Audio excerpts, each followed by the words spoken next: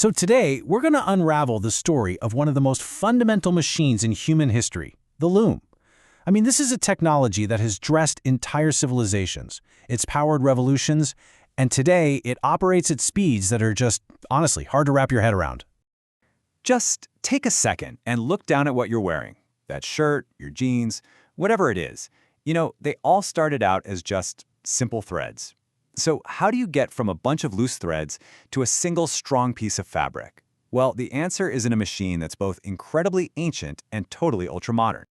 At its core, every single piece of woven fabric, I don't care if it's a delicate silk scarf or a heavy-duty fire hose, is made by just three basic motions. These actions have been the same for thousands of years, but the way we do them now, well, that's changed everything. And it all happens by interlacing two simple kinds of thread. To weave anything, you need two sets of yarn. First, you have the warp threads. Think of these as the backbone of the fabric. They're stretched super tight, running from top to bottom. Then, you've got the weft. This is the thread that does all the traveling, weaving in and out, side to side, through the warp to create the cloth. So that's the key, right? You've got this stationary grid and a traveler. And where they cross, that's fabric. Okay, so how does a loom actually make that happen? Well, it really boils down to three main jobs that it does over and over and over again with a ton of precision and power. Let's break them down. All right, first up we have what's called shedding. The loom lifts up a specific set of those warp threads, like say all the even-numbered ones, and it leaves the odd ones down. This creates this little triangular tunnel between the threads.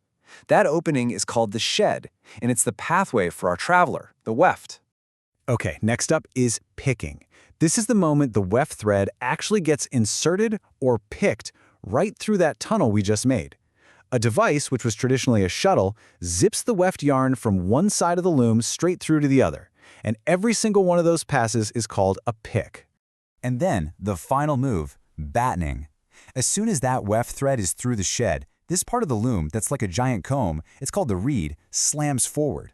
It pushes that brand new thread tightly against the edge of the fabric that's already there. And that slam, that's what packs the threads together and makes the fabric nice and strong. And really, that's the whole formula. Shed, pick, batten. Open the tunnel, shoot the thread through, and pack it into place. Then the loom instantly makes a new shed by lifting the opposite threads, and the cycle starts all over again. Hundreds, sometimes thousands of times a minute. So let's see how putting a motor on this simple cycle completely changed the world. For centuries, people did all of that by hand. But then the Industrial Revolution came along and changed that by putting some serious power behind the process. And at the heart of it all was the powered shuttle loom. So the first big leap was the flying shuttle, which automated that picking motion. But the real game changer, that came in 1896, when Sakichi Toyota invented Japan's very first power loom. It boosted productivity by 20 times. All of a sudden, one worker could handle 3 or 4 machines. But here's the thing, these machines were still, well, kind of dumb. They had power, but no intelligence. If a thread snapped, they'd just keep right on weaving a big old defect. So, the next great leap wasn't about more brute force. Nope. It was about giving the machine a brain. The goal was to make a loom that could basically supervise itself, catching mistakes way before a person ever could. And then, in 1924, Toyota unveils the Type G automatic loom. And this thing, it was a global sensation because it solved that problem of weaving defective fabric.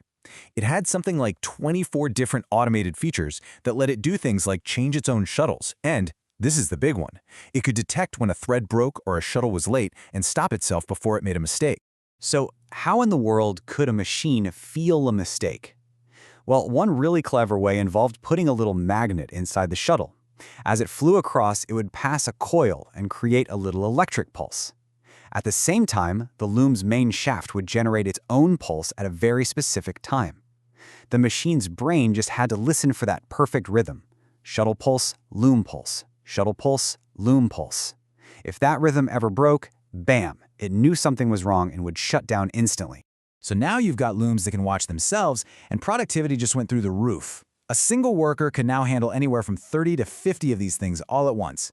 This wasn't just a small step up, this was a massive leap that started to fundamentally change how much clothing costs for everybody. But, for all its cleverness, the automatic shuttle loom had a physical limit. A heavy chunk of wood flying back and forth can only go so fast.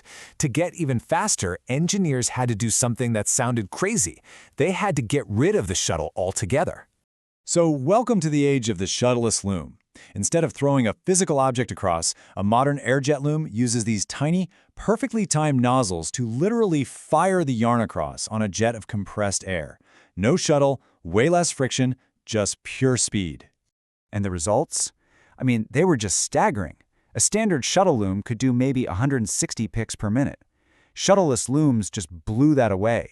The air-jet loom can hit 1,500 picks per minute. Think about that. That is 25 threads getting woven every single second. This kind of insane speed is what makes things like fast fashion possible, and it's completely changed our relationship with our clothes. But here's the catch. Moving something that fast, well, it doesn't come for free. The energy needed creates these immense physical forces. A modern loom is really a machine of controlled violence, and figuring out how to manage those forces to protect people, well, that's the price of all that speed. You look at industrial safety regulations, like from OSHA, and they're full of these very specific terms for dangers. One of the big ones is a nip point. It's basically any spot where a person could get caught between two moving parts, like a pair of rollers.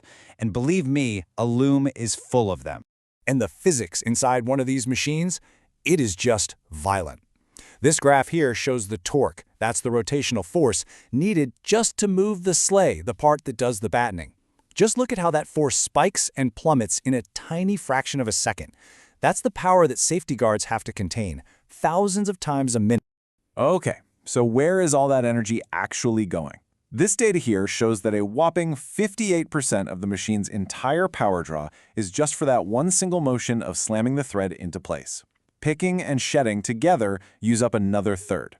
It's an incredibly power-hungry process. So, to handle all these dangers, you've got to have strict rules. Shuttle looms need guards to stop the shuttle from literally flying out and hitting somebody. Every machine has to have a lockout system so a mechanic can work on it without it suddenly starting up. And of course, all those guards have to be kept in perfect condition.